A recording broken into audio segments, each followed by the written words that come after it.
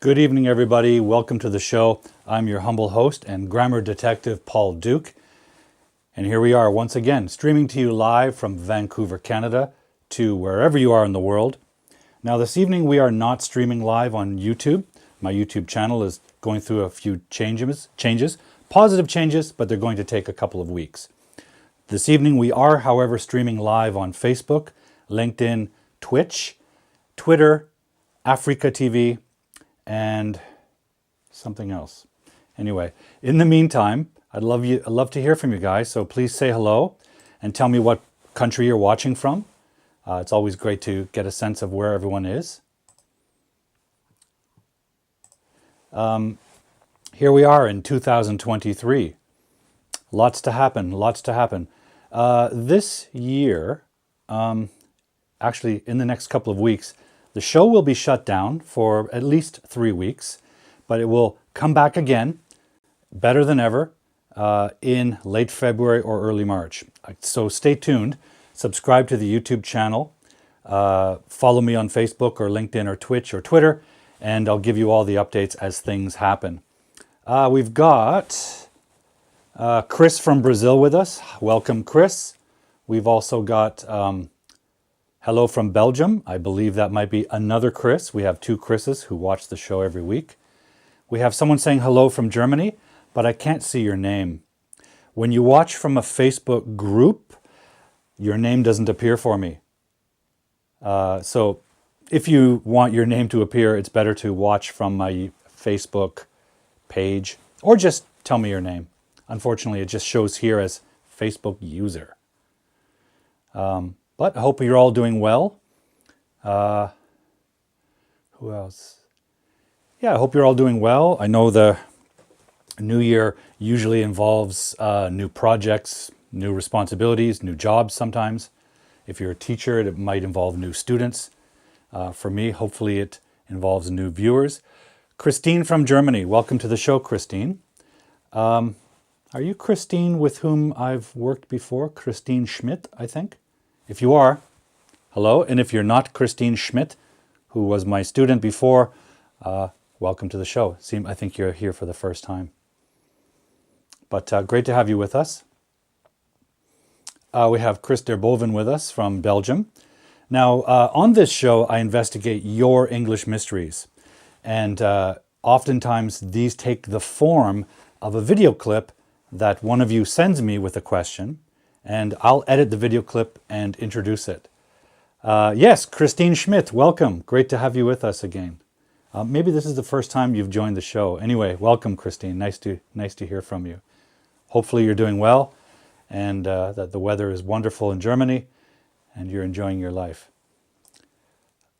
Of course I remember. I'm pretty forgetful, actually. I forget where I put this or that. I forget what my wife just told me moments ago. I'm really kind of forgetful short term. But for some reason, I can remember all of my former students, thousands of them. I remember what they looked like. I remember their names. I often remember details about them, where they came from, what their goals were, what they studied in university, for example. I don't know why, but I definitely remember most of my students. It's really strange, but I can't remember what I did yesterday or an hour ago. I don't know why that is. That's how it is, though. Anyway, welcome to the show. We're going to get to Christine's question in a few moments. We'll just wait for everyone to join us. I think tonight we might have some late joiners because usually people watch on YouTube channel, but tonight they're going to find that there's no live stream on the YouTube channel. Yeah, that's a bit of a complication. But the good news is my YouTube channel now qualifies for monetization. We've reached enough subscribers and watch time, so it's in the process of being approved. And that's why I can't live stream in the meantime. But it's a good complication. It just takes a week, and then the channel will be monetized. Now, I'm not going to make millions of dollars from it, but what it does mean is that it will grow a little faster, more people will see it, and maybe I'll earn a couple of dollars from it. Yes, Chris, sorry about that YouTube problem. I know it looks better on YouTube, but this week I can't stream on YouTube. And by the way, guys, let me just pull up a graphic to remind you of the coming schedule. So where are we now? So January 13th today, now, this one streams fine. Next Friday, I've prepared a pre-recorded interview with a very interesting educator. That will stream on YouTube. That will stream on Facebook. That will stream on LinkedIn. It will stream on all the usual places. And it will stream live, but it's a pre-recorded interview. I actually will not be online that night. I'm having a bit of medical work done on one of my legs, a bit of surgery, so I'm going to be in the hospital. Then from January 27th until February 15th, I'm going to be offline to recover from my operation. And then February 24th, if everything goes well, we'll be back to normal with the show. And then March 17th, the time will change by 1 hour as it does twice a year, because in Canada, we have daylight savings time, and we change our clocks by 1 hour forward and 1 hour back in the spring and in the autumn. So that will happen. And after that, everything will be normal for a while. So, but again, you know, you'll hear about all these notifications on my channel. I'll send out social media posts and keep you up to date.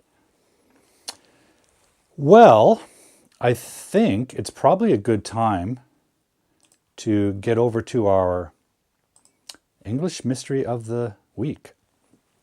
And again, this was sent in by Chris Derboven, and she has a question for us. So without delay, let's get right into it.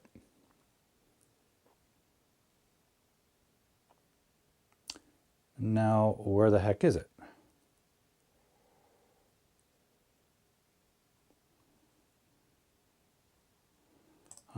We'll have to take a wee moment here.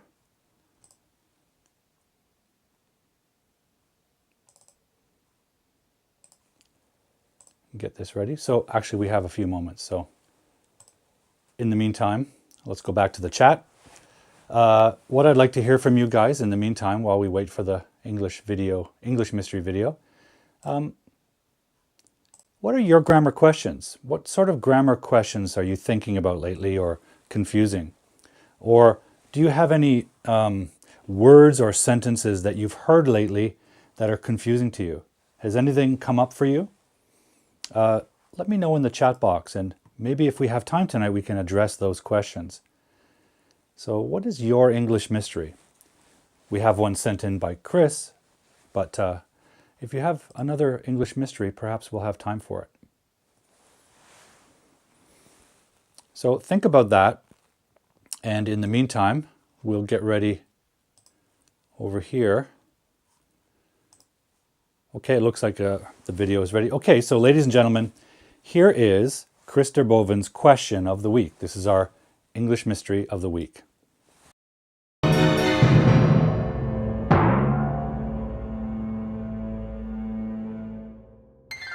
Hello, Teacher Paul. I am Chris from Belgium. And of all my grammatical mistakes in English, I misuse punctuation the most, especially the comma in a compound sentence or after an introductory clause. Please, can you solve this mystery for me?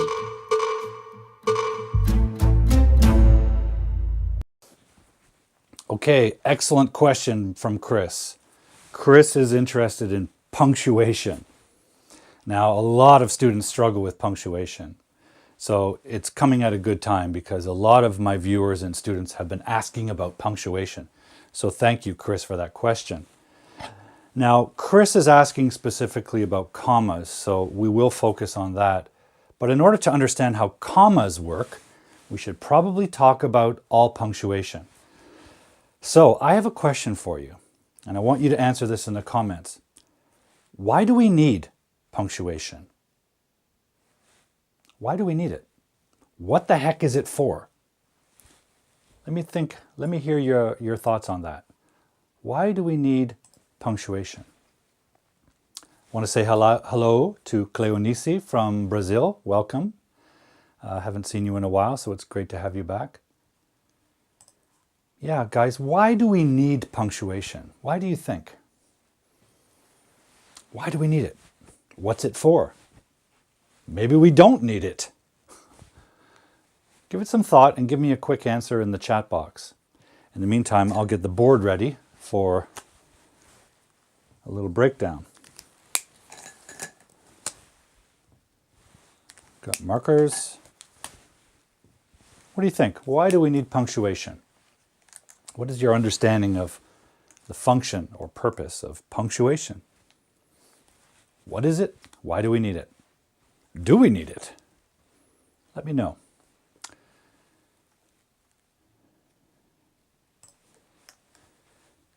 Okay, Chris says to see the sentences and have time to breathe. That's a very good analysis, Chris. If we don't have punctuation, we can't see the sentences in a larger piece of writing, like a paragraph or an article or an essay. So when you say see the sentence, that tells us it's important for reading and writing. Maybe not so important for speech, although speech kind of reflects how we write and vice versa. For example, when I speak, you can't see punctuations. You just hear me talk. So if people don't read, if they don't learn English by reading, or at least partially by reading and writing, they often don't learn how to speak well because they don't know how to break up their sentences. And then the second part here, have time to breathe. Well, you kind of don't. You can breathe anytime you like when you're reading. You can breathe anytime you like when you're writing. But when you're speaking, breathing is essential because breathing is how we produce words. And speaking is a physical action. And I know for a fact, speaking is tiring, it's exhausting, it's physical exercise with lungs and lips and throat. Because I stand here every Friday and I do a lot of speaking. Probably more speaking than I do all day. It's concentrated. And after this show, I'm pretty tired. I'm definitely hot, especially in the summer. So this really applies to writing and reading, and this part really applies to speaking, but they do interact.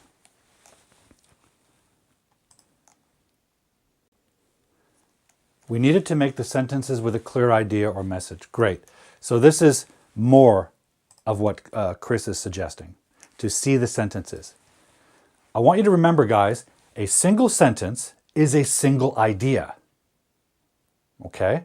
I'm going to break this down more clearly in a moment, but we express a single idea in a single sentence. So if you're talking about an idea, a larger idea, it might be made of several smaller ideas, right? Like a paragraph might be all about pizza, but it might be describing separate, distinct ideas. Punctuation makes it visually distinct. It tells us when a sentence begins and when it ends. And when it ends, we can start a new idea. And that new idea can be very different.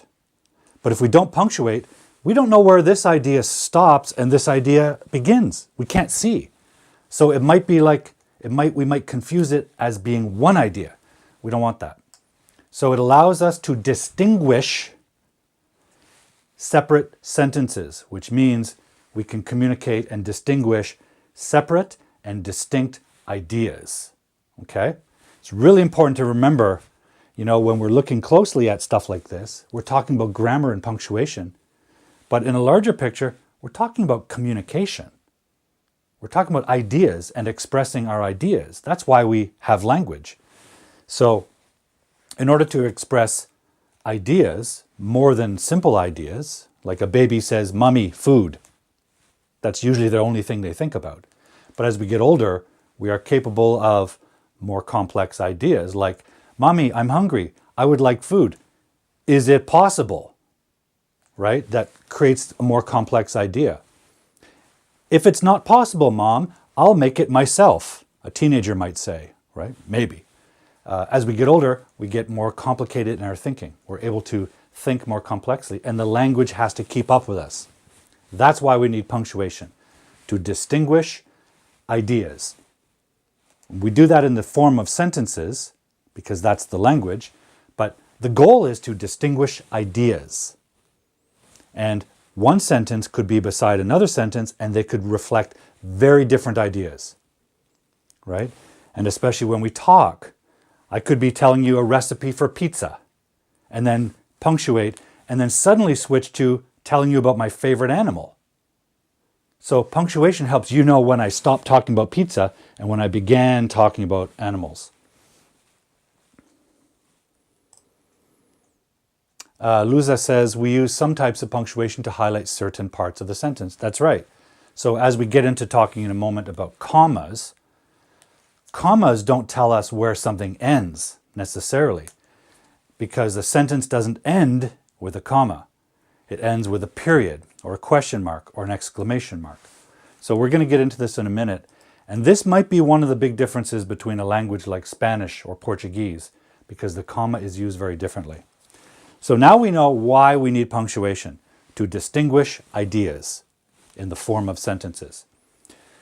Let's quickly talk about some basic punctuation. Question mark comes at the end of a sentence, and it quite clearly tells us that was a question. Now, it's kind of odd that it comes at the end of the sentence. So we've already said our sentence, and at the end, we know that it's a question. Well, the grammar at the beginning tells us that it's a question, like, do you like pizza? That inversion with the auxiliary do signals that it's a question from the beginning. Some languages put a question mark here at the beginning because you need to know initially whether it's a statement or a question. Anyway, in English, we put a question mark to indicate that it was a question. That's the only time we use it. Very simple, actually. So we don't need to spend a lot of time on that. Another punctuation mark is the exclamation mark. This is overused, in my opinion. We see this everywhere, especially in text messaging or social media. And when you do it in print, it has the effect of sounding very emphatic, almost angry. So I think this is worth avoiding. It's really useful for imperative sentences like, stand up, exclamation. That's an imperative structure, right? Beginning with the verb and then a preposition. Stand up, or turn off the lights. That exclamation mark reminds you that it's an order or an instruction or a command, and it gives it a lot of emphasis at the end. But I've found with students, they use this way too much when they make simple statements like, I really want to travel to Brazil. You don't need that. If you want more energy in your sentence, use more energetic words and verbs, right? That's a much better approach than just putting an exclamation mark on everything. So I try to discourage my students from using this. In fact, you can write almost anything. An article, a blog, a post, an essay, an academic paper, a novel. You could write any of those things and never use the exclamation mark. You really don't need it. So I don't want to spend a lot of time on that. The punctuation we really need to master are the two big ones. The period, or in the UK they call this the full stop, and the comma. And I think the comma gives language learners the most trouble because some languages use a comma, but they use it in different ways. Okay, so we're going to look at periods and commas and try to understand them. And most specifically, because we are always limited by time, I want to answer Chris's question about how to use that with introductory phrases and compound sentences. Before we do that, I want to make it very clear what a sentence is. So I'm going to tell you a couple of criteria. This is what constitutes a sentence. Okay? A sentence is a sentence must have a subject, it must have a verb, right? And that also means it's a clause. Okay? A clause is a subject and a verb. For example, I run. It's my hobby, I run. or I cycle. So that's the minimum you need, because that makes an idea. I run. She works. He cooks. That's the simplest form of an idea, a subject and a verb. And of course, you can build on it. You can expand it, right? You can say, I run in the park every Saturday in order to get exercise so I can be healthy. You can expand the sentence. But the minimum you need to make a clause is a subject and a verb. However, that alone is not a sentence, and I'll show you why. A sentence is also, and a clause is also, a complete idea. So we have two criteria. A complete idea. Doesn't have to be a big idea, but it has to be fully comprehensible and express a complete idea, complete meaning. I run has a subject and a verb, and it also tells you what my hobby is. It's a complete idea. Now it's small, it's a minimal idea, but it is complete. Okay? If it's complete idea, and you have a subject and a verb, it's a clause, but it's a special kind of clause called the independent clause. Okay? It's independent. It doesn't need help. It needs nothing else. So think of children. When children are young, they depend on mother and father. A 5-year-old child shouldn't live in an apartment by themselves, right? Mother and father aren't usually going to say, hey, I bought an apartment for you. You can live by yourself. Children need mother and father. They are not independent. I'm an old man. Now I do live with my wife, but I could live by myself. I'm an independent person, right? I am capable of taking care of myself, of feeding myself, of earning a living. I'm independent. I do not need anyone else. I want other people in my life, but I do not need them to survive, right? This sentence is complete. It doesn't really need anything else. It can have other ideas involved, but it's pretty complete. So we also have to think about what a dependent clause is. A dependent clause is a clause, right? So one, it has a subject and a verb in it. That makes it a clause. But the difference is a dependent clause does not have this. A dependent clause is not complete, right? And like a child, it can't be alone. It can't be alone in a paragraph. Let's remember that. Like a child, the dependent clause cannot sit alone in a paragraph. I'll give you an example.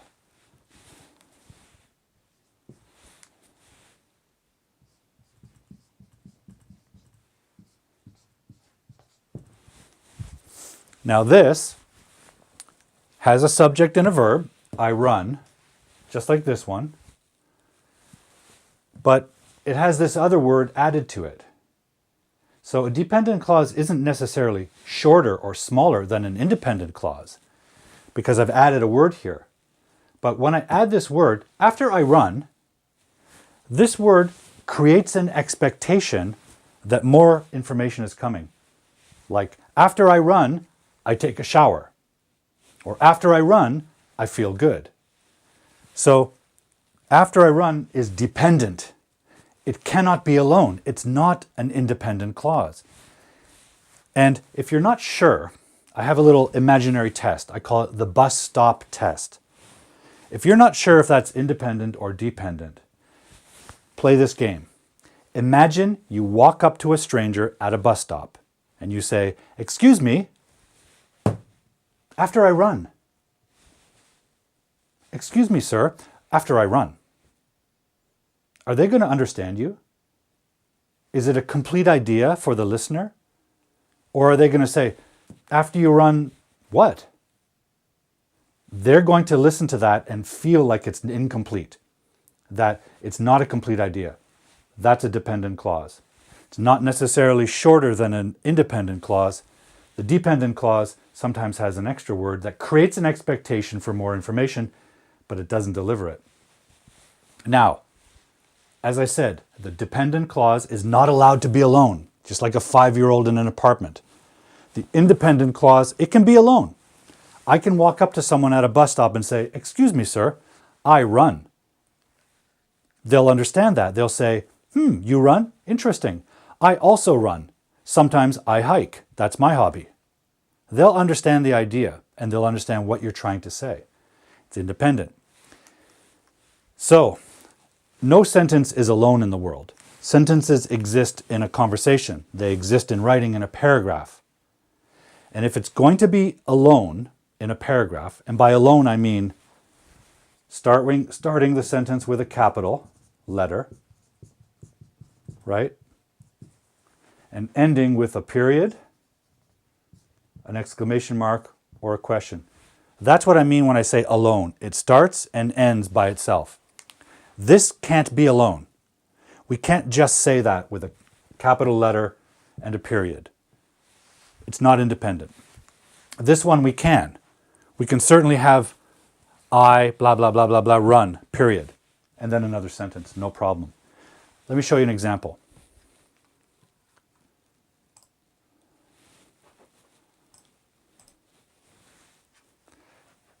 First of all, more street cleaners would improve the city. If every family has to clean the street, the city will be messy because the people cannot do everything by themselves. For example, clean snow, garbage, and dirty roads. I think the city should hire more cleaning trucks. However, the workers must earn a high salary so they can live well in the community. So this is a paragraph, obviously, and it is incorrectly punctuated.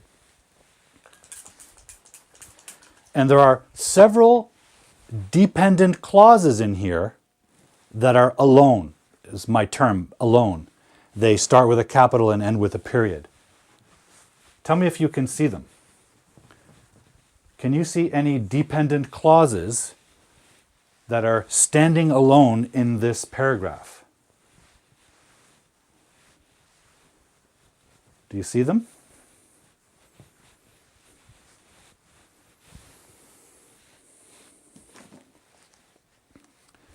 Test it. Play the imaginary game with these sentences. Go to someone in a bus stop and pronounce them. Let's try the first one. Excuse me, madam. First of all, more street cleaners would improve the city. Oh, that's interesting, she might say. So that's an independent clause. No problem. We can say that. It starts with a capital and ends over there with a period after city. Let's look at the second sentence.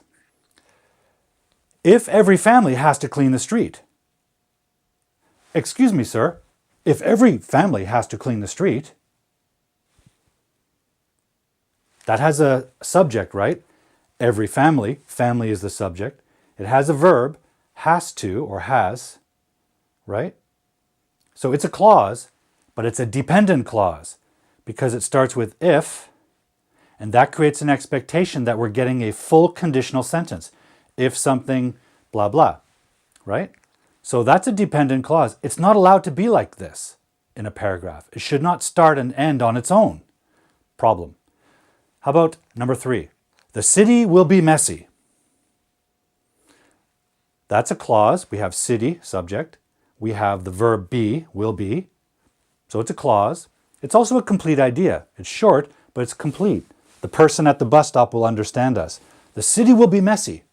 Oh, really? We should do something about that. They understand you. Next sentence. Excuse me, madam. Because the people cannot do everything by themselves. Starting that sentence with because creates an expectation that more information will come. Because the people cannot do everything by themselves, that's a clause. We have people, subject. We have cannot do, that's the predicate or the verb. So it's a clause, but it's a dependent clause because it's not complete. It's not a complete idea. It's a clause, but it's not complete. So it shouldn't be alone. It must depend on another clause. Dependent clauses need to connect to independent clauses to form a larger compound or complex sentence. So this one shouldn't be starting with the capital letter and ending with a period. It should be connected to an independent clause. right? It should say something like, okay, hang on, sorry. Just want to line this up nicely. So we had an independent clause, the city will be messy, right? We said that was independent, period. And the next sentence is, because the people cannot do everything by themselves. Well, if we put that here,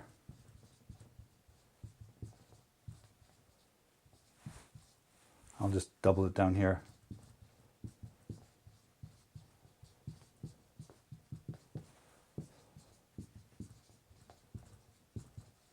We said this one's dependent. It can't be alone. Well, if we connect it to this and make one larger sentence, now we have one big complete idea. We have this. The city will be messy. The city will be messy because the people cannot do everything by themselves. So now we have something like result plus cause. So we have a logical connection. Result clause, or clause and result. So that works. And so here's the punctuation rule. If we have an independent clause first, followed by a dependent clause, we do not need punctuation. We do not need a comma. Okay? But the beautiful thing, the creative thing about independent clauses and dependent clauses is we can switch them. Now, if we switch them and put the dependent clauses first, we need the comma. And I'll tell you why in a second. So I'm not going to rewrite this, but you could start with, because the people cannot do everything by themselves, comma, the city will be messy, period. We could do that.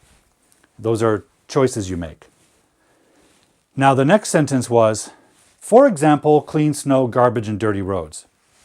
So that starts with a capital F, for example, and it ends with a period after roads. For example, clean snow, garbage, and dirty roads. Let's test that at the bus stop. Excuse me, sir. For example, clean snow, garbage, and dirty roads. They won't understand you, right? That's not a complete idea. And in fact, that's not even a clause. There's no verb. For example, clean snow, garbage, and dirty roads. That's just a string of nouns and adjectives. There's no verb. So it's not even a clause. So if it's not a clause, it definitely shouldn't be alone in the paragraph. It needs to be connected to something. Now, maybe we should connect it to this, because the people cannot do everything by themselves. For example, sorry, this is getting a bit messy. For example, blah, blah, blah, blah, period. So we could connect, for example, at the end. For example, clean snow, garbage, and dirty roads. That's what we call a phrase. Do I have one here? Yeah, it's a phrase. Okay? It's not a clause. It doesn't have a verb. It's just a bunch of nouns together to form a partial idea. So a phrase can't just be out there in the world by itself. It's not independent. It's a phrase. A phrase needs help. A phrase is designed to support the independent clause idea, or even the dependent clause idea. But it can't be alone. So this sentence here, this phrase, for example, clean snow, garbage, and dirty roads, it doesn't qualify in any way. It doesn't have a verb, and it's definitely not a complete idea. It's not even an idea, it's a phrase. Okay, so that's a problem. Next we have, I think the city should hire more cleaning trucks. However, the workers must earn a high salary so they can live well in the community. So that's a big idea. I think what we have here, we have a subject and a verb, I think. Then we have the city should hire more cleaning trucks. I think the city should hire more cleaning trucks. So that's one idea. That seems to be independent. But there's no punctuation after trucks. The sentence just continues with however. Then we have the workers must earn. Now that's a new subject and a new verb. The workers must earn a high salary so they can live well in the community. Well, that's a complete idea. So this is why we need punctuation. Here's a great example of why we need punctuation. Because we have one, two big ideas, but they're all in one sentence. A single idea, represented by an independent clause, has to start and finish. Remember what we said at the beginning. Punctuation exists in order to distinguish and separate individual ideas. Right? Here we have a whole bunch of ideas all stuck together and there's no stopping. So we have to break that one up. And we'll look at that in a moment in detail about how to break that up. But one thing is for certain with this example down here is that we at least need a period. Now there are some choices. I think the city should hire more cleaning trucks. Period. Because the idea is finished. I think, I'm the subject, the verb is think. I think the city should hire more cleaning trucks. Period. The next idea starts with the subject, the workers. Not I, the workers. That tells me that that is automatically another independent clause. It starts with a different subject and has a different verb. Right? So we have to separate those somehow. Right? And the easiest way, of course, is to put a period. Full stop. I think the city should hire more cleaning trucks. Period. However, the workers must earn a high salary so they can live well in the community. That's one way to do it. Independent clause, period. Independent clause, period. Why? Because independent clauses can live by themselves. They can be alone in the paragraph. Tip. In English, you cannot put a comma here. Illegal.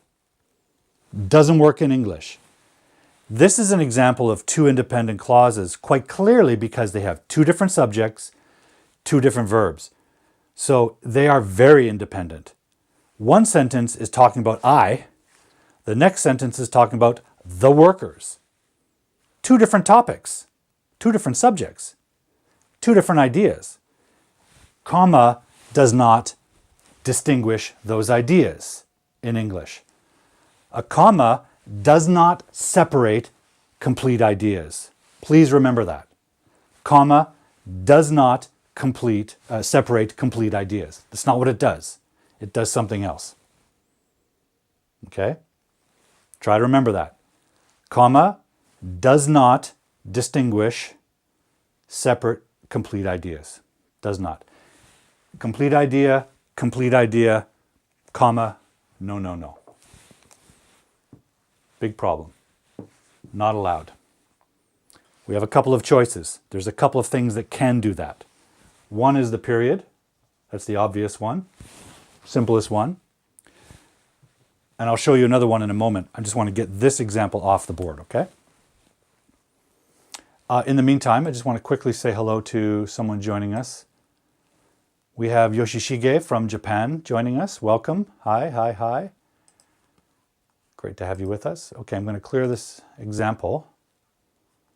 But hopefully you can sort of remember it. And then we can look at in detail at some of these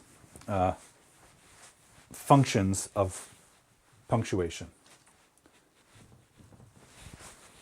So let's take the phrase down. Independent clause, dependent clause.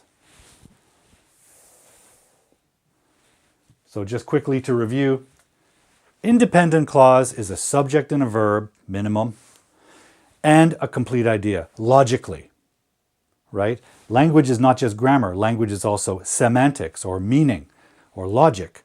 So subject and a verb is the grammar part that makes an independent clause. Complete idea is the semantic or logical part.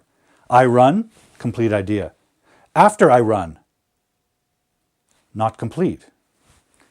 Dependent clause. It's a clause, subject and a verb, not a complete idea. Remember what I just said moments ago. I said a comma cannot be used between independent clauses. Not allowed. And I said also that independent clause and then dependent clause don't need a comma. But if we put, and remember what the independent clause is made of. It's made of a subject and a verb. And the independent clause is always going to be our main idea. It's the complete idea, so it's the main idea. The dependent clause has a subject and a verb, but it's incomplete. So we might even call this introductory, because that's our main subject. So here's a little tip. And Chris asked this in her Mystery of the Week. Every time you put something in front of the subject,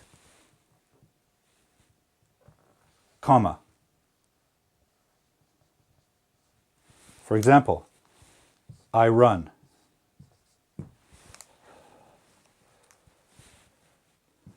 Because I like health,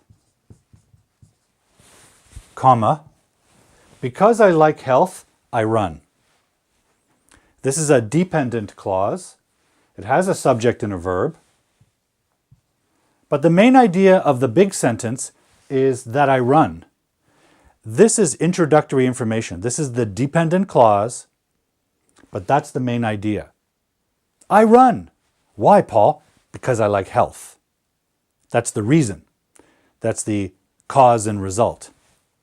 And again, we can switch this. And if we put it here, we don't need the comma. I run because I like health. Same thing, just a slightly different emphasis. Here you're starting with the subject. I run because I like health. I is the main subject. Nothing comes before it. Okay, so if a subject, whatever the subject of the main sentence is, if anything comes before it, put a comma. So what can come before it? Well, we can put a dependent clause as we have here, right? We could put an adverbial. For example, a time adverb, like yesterday, comma, and we'll change the verb to past tense.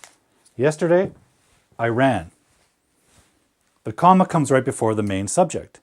Anything that comes before the main subject is there to introduce the subject, so anything that comes before the subject needs a comma to separate it. Yesterday is not a dependent clause. It's not even a clause. It's just one word, and it's an adverb. Okay? And adverbials, that's an adverb, a single word adverb, but adverbials include other longer expressions of time. For example, when I was a child.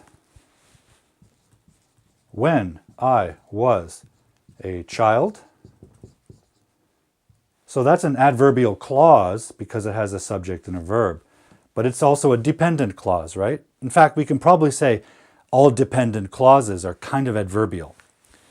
So if I said something like that, when I was a child, I played,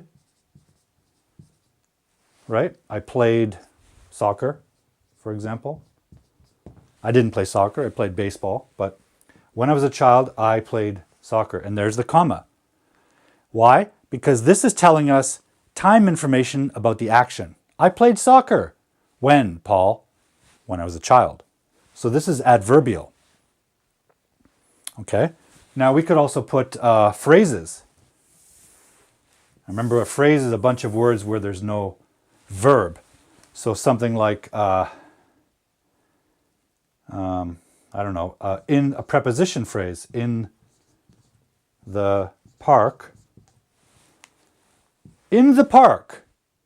Now that's got no verb, so it's not a clause. It's got a preposition, an article, and a noun. So that's just a phrase, a prepositional phrase. But it's telling us where the action happens. In the park, comma, I run, period. Okay? I run. Where, Paul? in the park. So that's an adverbial phrase or a prepositional phrase that's telling us where the action happens. And you can see the comma. Now, in all these cases, these can also be after the verb. We can say, I run because I like health, no comma. I ran yesterday, no comma. I played soccer when I was a child, no comma. I run in the park, no comma.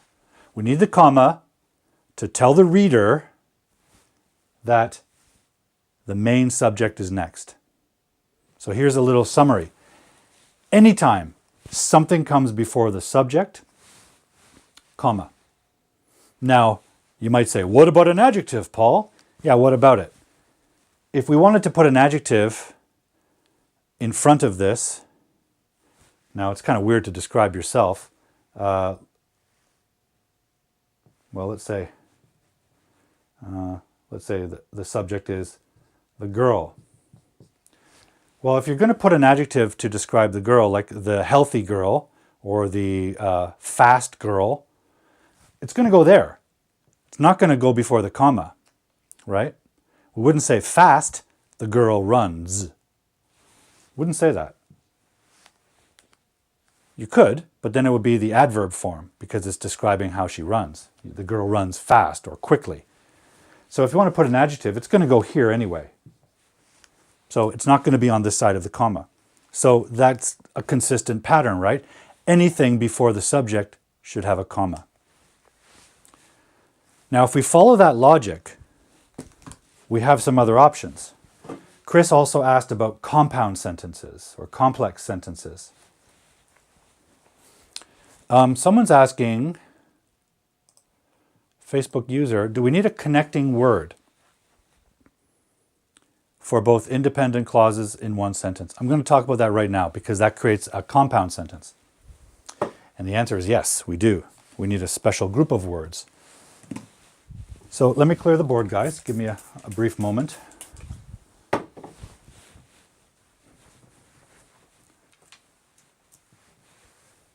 So we know that dependent clauses have to interact with independent clauses. Why? Because like children, dependents cannot be alone. They can't live in their own apartment. Independent adults, no problem. Dependent means it needs someone else. Children need their parents. Dependent clauses, adverbials, phrases, these cannot be alone. And by alone, I mean they cannot start with a capital and end with a period or an exclamation or comma or question mark. They can't be alone in the paragraph. These can. These must work with an independent clause. And that creates the pattern of capital to period, exclamation or... Okay, so this is what I mean by alone. Alone in the sentence. Independent. So when you add them together, you can create a larger sentence, like we just did. Yesterday, I ran. Now we have a larger alone sentence, starting with a capital letter, ending with a period, exclamation, or question mark, okay? You'll notice we don't end with a comma. Comma doesn't end anything. It does the opposite. Comma tells us the idea continues. Okay. Now we're going to talk about what happens when we have independent clause plus independent clause. And let's start really simple. Okay, we'll take the first one I gave you before. I run. Tom teaches abroad. Sorry, guys. Maybe my pen is drying up.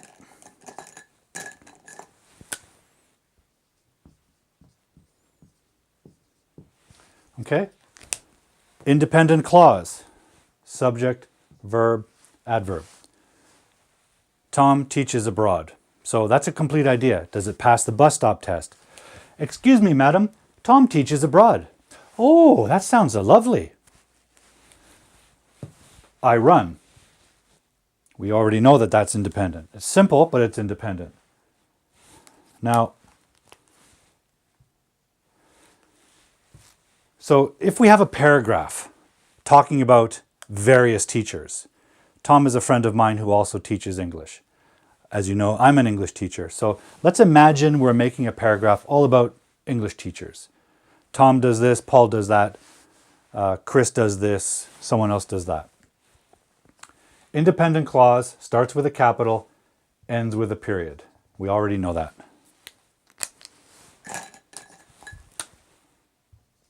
Okay? Independent clause starts with a capital, ends with a period. And I told you that this is illegal. Right? I run Tom Teaches Abroad.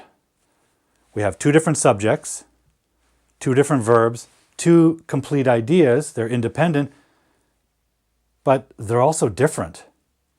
In English, the comma does not connect independent clauses. Illegal. Okay. And in this case, what I do and what Tom does, they don't seem related logically anyway, right? They do not seem like there's any relationship. What if they did have a logical relationship? Like this.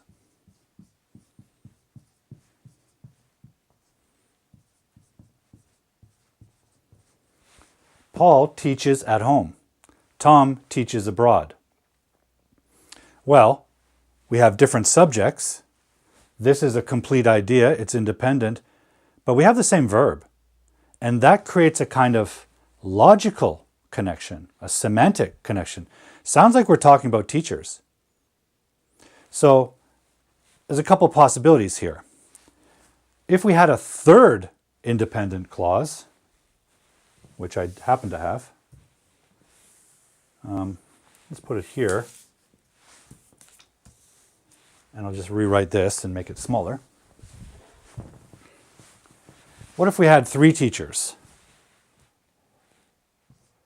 Chris teaches in Brazil. Paul teaches at home. Sorry, it's getting messy, guys. Terribly sorry. Let's redo this.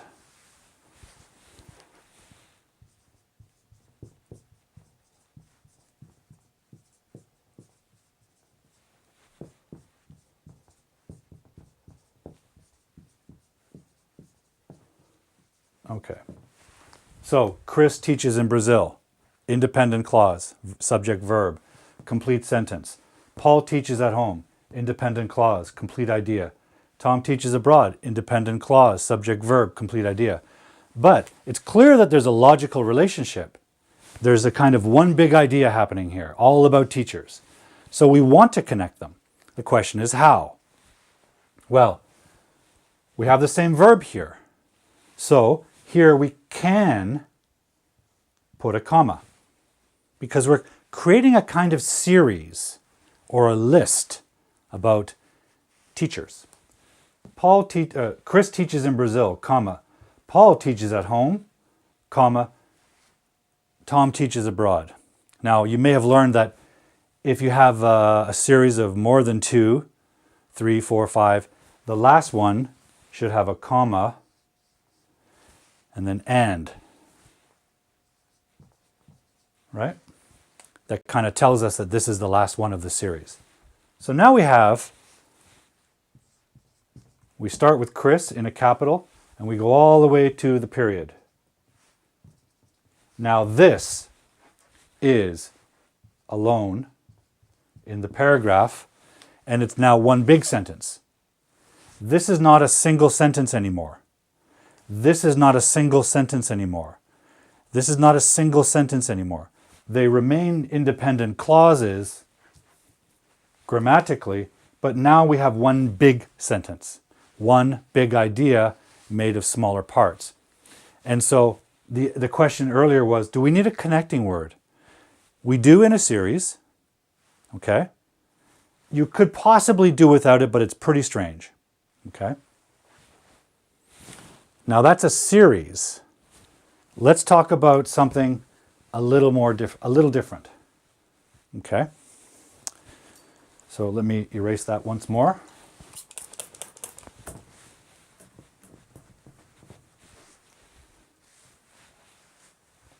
Let's go back to two independent clauses.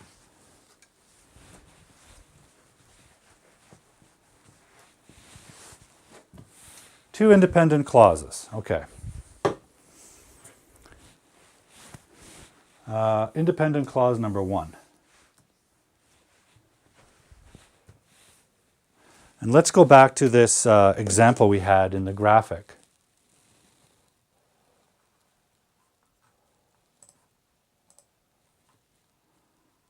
Okay.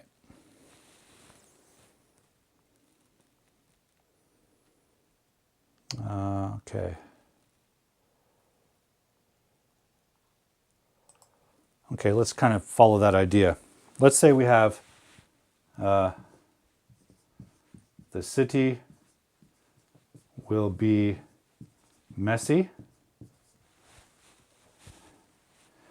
If we don't clean the city up, the city will be messy, yes, and crime will increase. Now, in her question, Chris asked us how to use commas and punctuation in compound sentences, and that's what we're doing here. We're building a larger idea, a larger sentence, out of independent clauses. So here's an independent clause, right? The city will be messy. We have a subject, we have a verb. Crime will increase. We have a subject, we have a verb. That's a complete idea. Crime will increase, says the person at the bus stop. Oh, that's too bad, right? It's a complete idea, independent clause. The city will be messy. Subject, verb, complete idea, independent clause. But we want to connect them. So how do we do that? We cannot do this. I told you earlier, commas do not connect independent clause with independent clause. Can't do it. If this is in a paragraph, of course, we can always put the period. Capital to period, alone. Capital, oopsie. Capital to period, alone, complete idea. Okay, we could do that. That's one option. That's possible. And never be afraid of that when you're writing. There's nothing wrong with a small, punchy sentence. Not every sentence should be long and winding and verbose. Okay? We can also do this. The city will be messy. Crime will increase. Period. We can connect them, right? Remember, the period here tells us that idea is over, we're starting a new idea. That's what it says. That has an expression, it has meaning. That independent clause is over and we're starting a new idea with the capital. That's what it tells us. Let's say we want to connect these. So someone asked earlier, do we need connecting word? Yeah, we do. Because we can't use just a comma, right? So we can use a word like and. And. So this is what we call conjunctions. And there's an easy way to remember the main conjunctions, which are for, and, nor, but, or, yet, and so. Fanboys, F-A-N-B-O-Y-S. That's the easy way to remember the conjunctions. What do conjunctions do? They connect independent clauses. Okay? Independent clause, join them with a conjunction. So now what do we have? We have the city will be messy and crime will increase. Full stop. The city will be messy and crime will increase. Full stop. That's one big sentence now. Starts with a capital, goes all the way to there. It's a compound sentence made of two ideas. Crime will increase and the city will be messy. Now they're joined into a larger idea. Maybe the idea is that you're warning the city mayor because this sounds kind of scary. Two results. The city will be messy and crime will increase. One big idea is warning, this will happen. Now, when you use conjunctions, you need punctuation. You need a comma in front of all of these. Because the comma says, the city will be messy, comma, the idea is not done, and crime will increase. The comma tells us that the bigger idea is not finished until the period. Remember, ideas end with periods. They do not end with commas. I told you, independent clause, we can't have a comma there. Not alone. It needs the conjunction. The comma doesn't say the independent clause is done. The comma says the big idea is continuing. So, commas don't really tell us that the grammatical piece is finished. Commas tell us that the logic isn't finished. They're not really grammatical signal, right? The period tells us the grammar is done, the independent clause is done. But the comma says the idea is not done, right? So when we use a conjunction, put a comma. And now we can connect independent clauses. And each one of these has a little bit of a different meaning. And means together, but is like a contrast. The city will be messy, but people will be happy. Messy is negative, happy is positive. There's a contrast, right? If you want to connect cause and effect, you might say, the city will be messy, so crime will increase. That will be the effect of that cause. So they all have slightly different expressive meanings. Comma plus fanboys. Okay? So that joins comma plus fanboys, comma plus conjunction. That joins two independent clauses. The period separates them if you want, you can. There's nothing wrong with this. Because if it's inside a paragraph, we know that the ideas are related because each paragraph is a single big idea. So the paragraph is like a container. It's like a cup. And inside the cup are several ideas. So you shouldn't be afraid of using periods. The period doesn't say that we're going to start a whole other topic. The period just says that this idea is done and that we're moving to another one. So, don't be afraid to use the period, right? Yeah. So here's a question.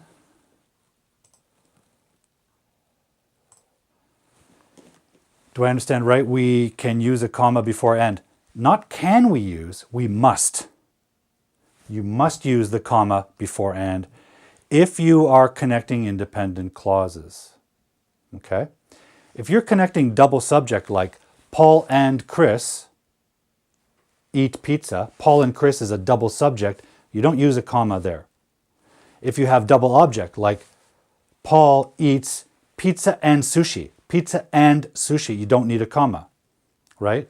If you have a double verb, Paul eats and makes pizza, don't need a comma. You need the comma with and joining two independent clauses. You must have it. So don't think of it as you can use the comma here. You should. You must. Okay? Now some people might say if you have a very short sentence and a very short independent clause, very short, you don't need the comma. Okay, that's fair. But for you learners, I would get into the habit of putting the comma and the conjunction. Why? Because the comma tells us that the larger idea is continuing, right? The larger idea is continuing. This tells us that this grammatical part, independent clause, is finished, and we're starting another grammatical part. So the comma isn't really giving us grammatical signal. It's giving us logical signal. There's one more option we have to talk about. with this joining of independent clauses. So I'm going to erase the fanboys to create some room.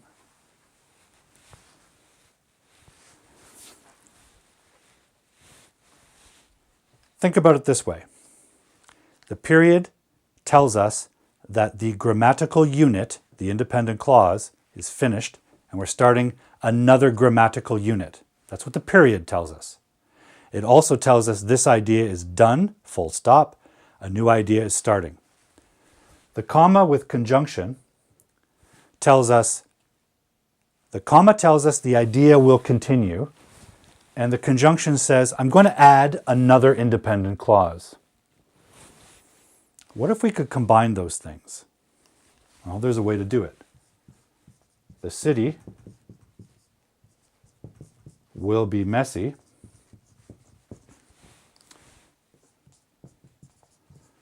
Crime will increase. If we want to connect those, there's a third way to structure this, and that's using the semicolon.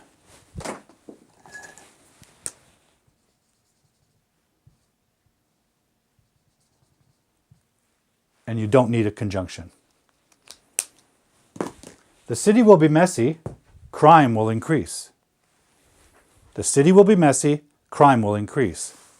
We have an independent clause and an independent clause. Two different subjects, two different verbs. But we have a larger idea. Cap, period. Right? It's a larger idea. Look at this. The semicolon is made of two pieces of punctuation. It's made of a period, it's made of a comma. So it's doing two jobs. It's doing the same two jobs we have here. Period tells us that the independent clause is over and a new independent clause must start.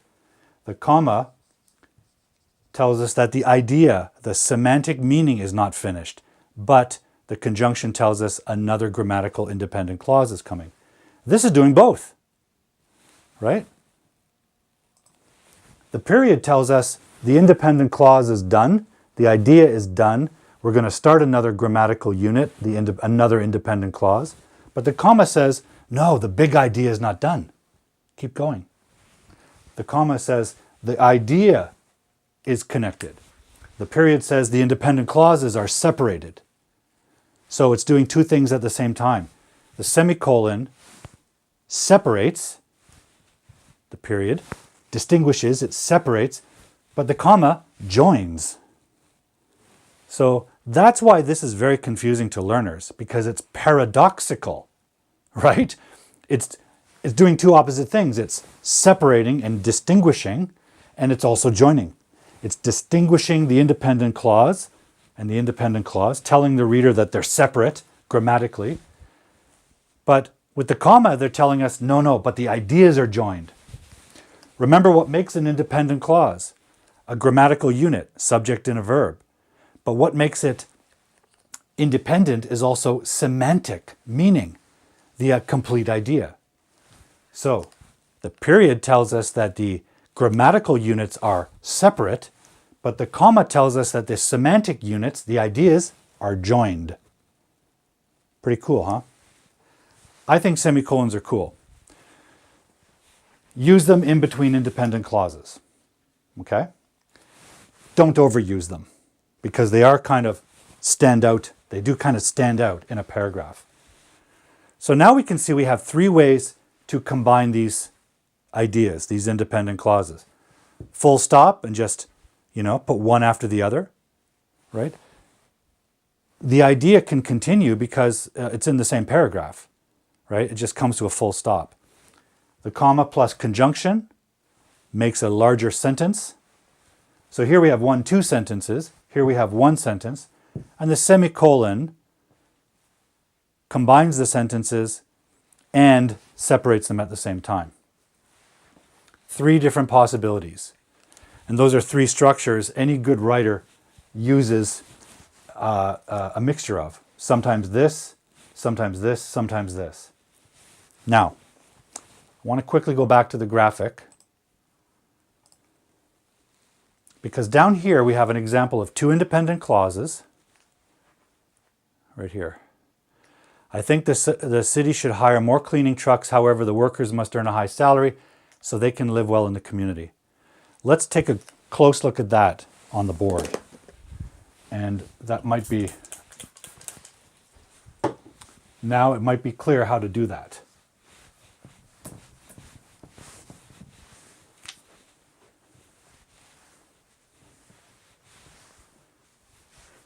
Okay. Let me write this up. I think I have a copy somewhere. Yeah, here we go.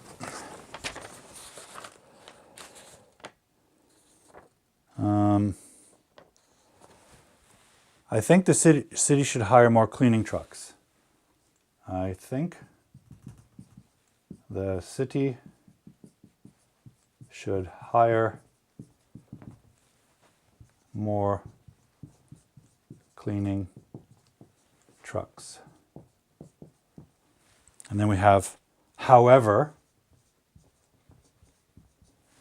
Then we have the workers must earn a high salary so they can live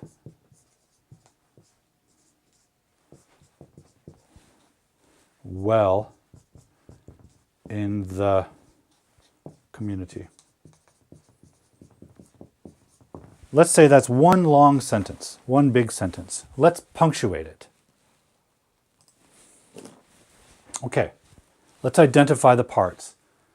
I think the city should hire more cleaning trucks. So we have I think the city should hire more trucks. So that's more cleaning trucks. So that's an independent clause, quite clearly. I think the city should hire more cleaning trucks. Now, we could put a period here because that is an independent clause, right? And it's a complete idea, semantically. I think the city should hire more cleaning trucks. Great, period. The next sentence is, however, the workers must earn a high salary. That's a complete idea. The next idea, so they can live well in the community. Full stop.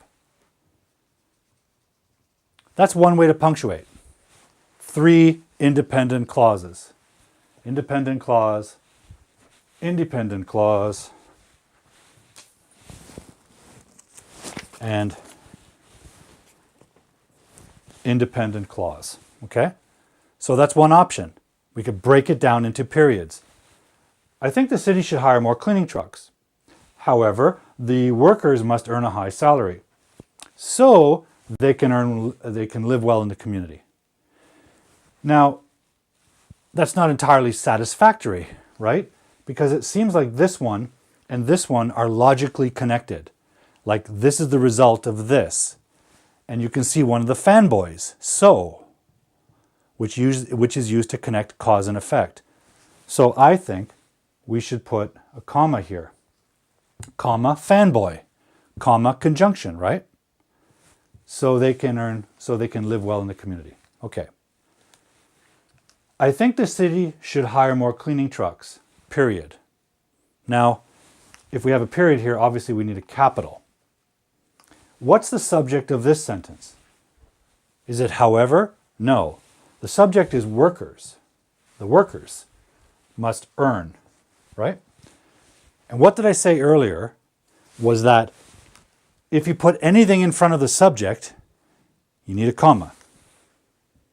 However is a kind of conjunction, but it's adverbial.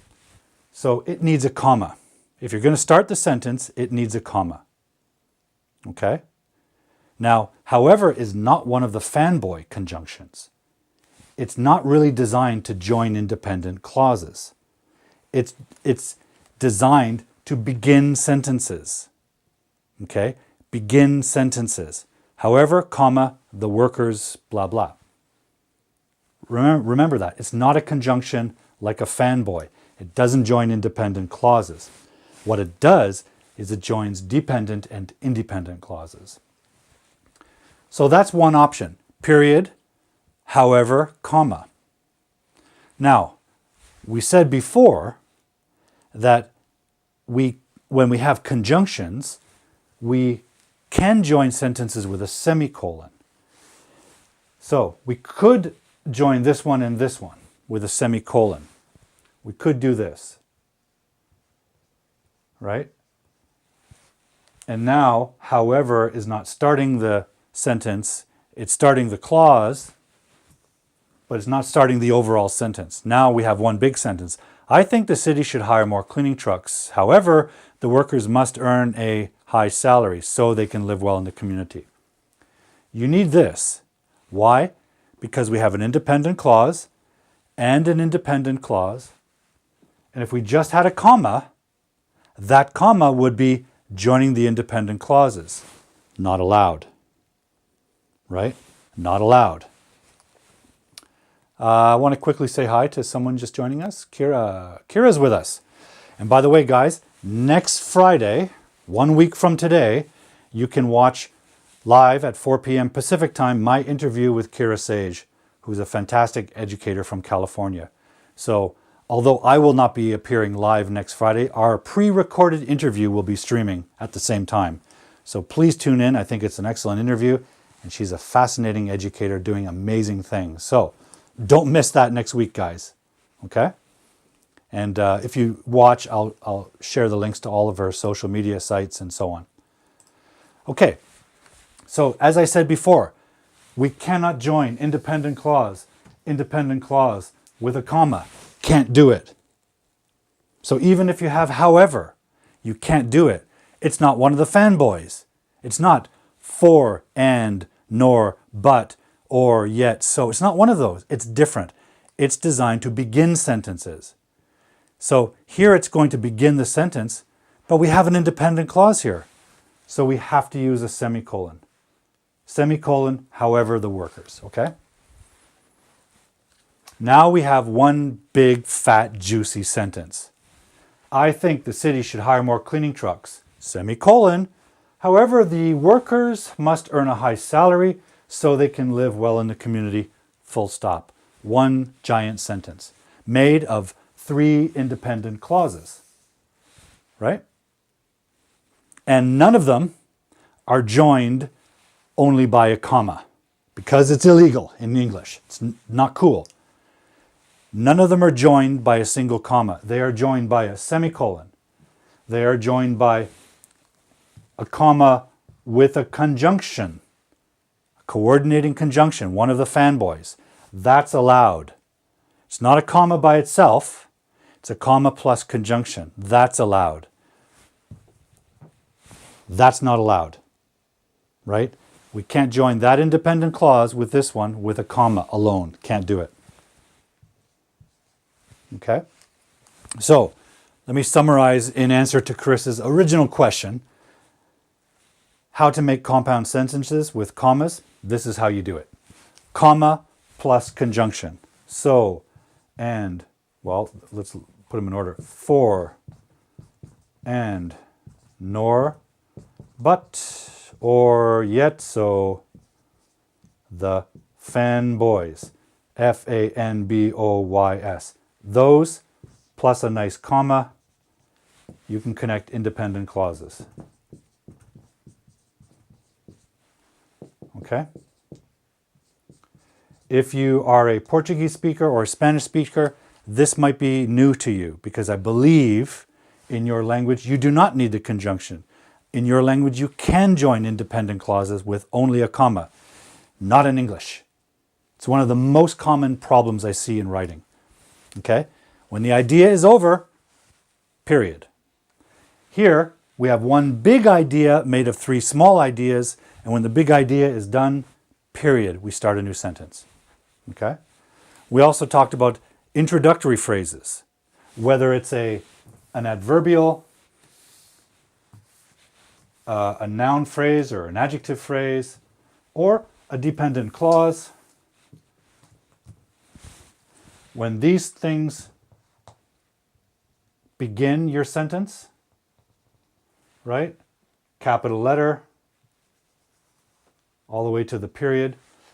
A phrase or an adverbial or a dependent, comma, then the independent clause, right? That's where that is used. And here, the next word after that comma is going to be the subject. The subject always comes after that. So the rule was, if you put anything before a subject, you have to separate it with a comma. The subject in English is the most important part of the sentence. In some languages, the verb gets priority. In English, because of the history of Western culture and its emphasis on subjectivity, right? And that's religious, philosophical. There's an emphasis on the individual as being the center of the universe. So in grammatical terms, the subject is the most important element in the sentence. That's why we always need one. We can't say in English, for example, can be useful. What can be useful? We need that subject. It can be useful, or the software can be useful. Got to have a subject. So if you put anything before the subject, comma. Okay? Well, I think we've gone overtime tonight, guys, so there we have it. I hope that clarified Chris's English mystery. Chris, if you're still with us, let me ask you, does that help clarify your thoughts about that?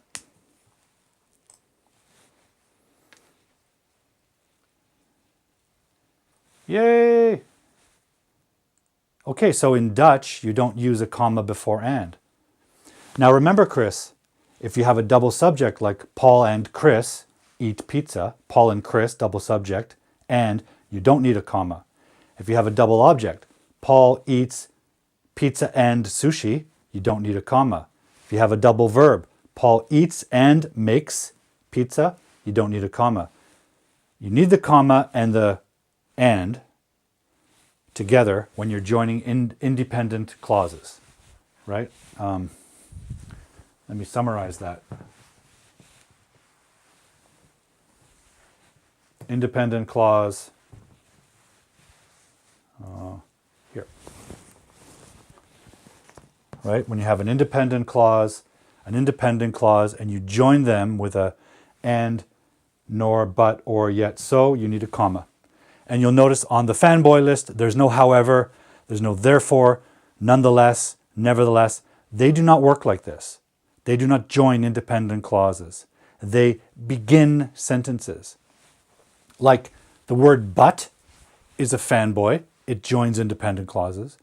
The word however, it has the same logical meaning as but it grammatically works differently. It does not join independent clauses. It begins independent clauses or dependent clauses, as we've seen here. However, the workers, blah, blah, blah. It must begin the sentence.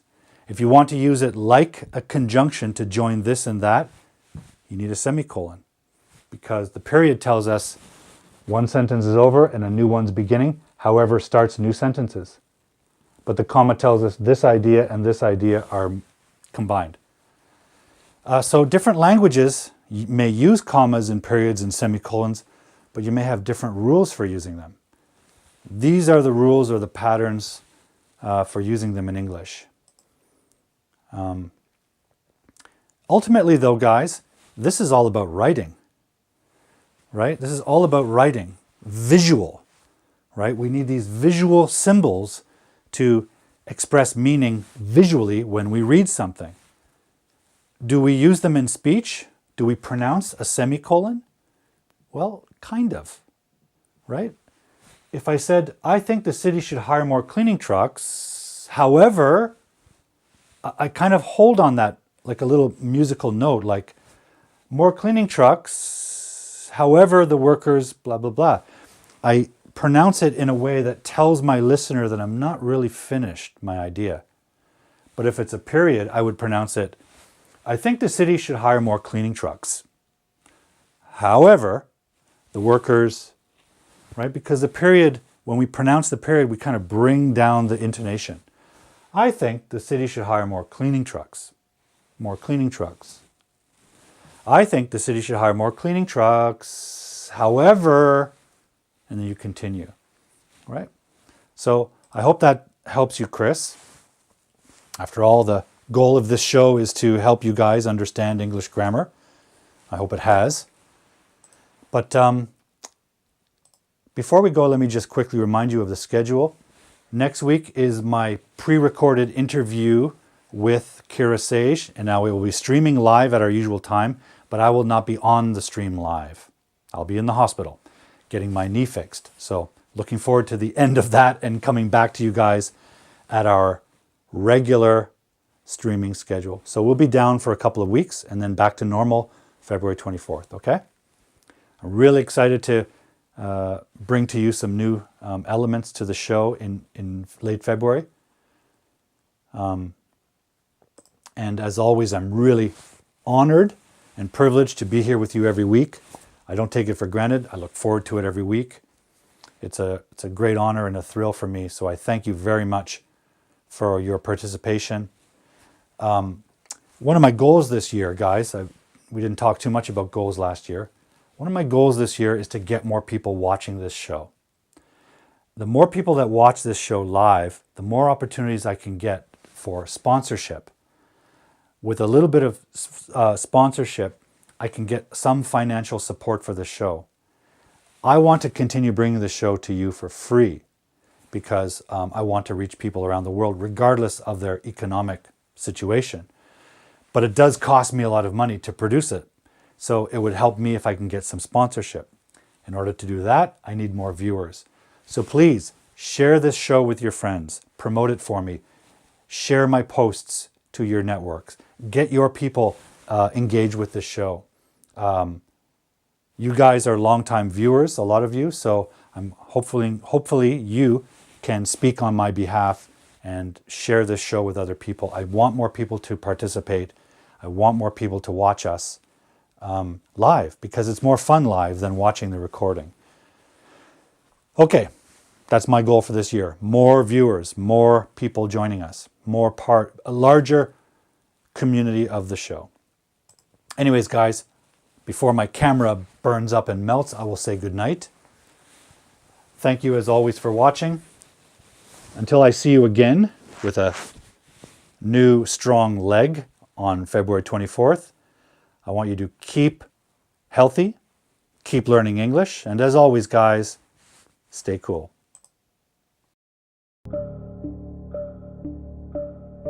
Thanks for watching tonight's show. If you have an English grammar question, an English mystery, contact me on social media and send me a video of you asking the question. I'll investigate it on a future show. And don't forget to subscribe to the channel and hit the bell button to get all the updates about videos and events. If you're feeling generous, you can also donate to the production costs of the show at Patreon or Buy Me a Coffee.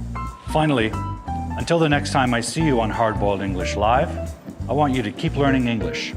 Stay healthy and stay cool.